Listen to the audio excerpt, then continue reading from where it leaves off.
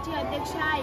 इथे मी वेदिका आणि मी या चित्रात सांगत आहे की ते पहिले आपण कसे होते कसे नाही आता कसे झालो. पहिले आपण आनंद गटाची अध्यक्ष आहे. पाणी पडलं नाही तर यश पाटील आहे. मी युथ नॅचरल गटाची उपाध्यक्ष आहे. आपण ठरवले आणि आपण ते पृथ्वी कसे जगायचे. आपण कधीच झाडं कापू नये. Don't cut tree. आपण पाणी वाचवलं पाहिजे. Save water. आपली एनर्जी आपण सूर्याकडून घेऊ शकतो. असे तारांमुळे पक्षी हे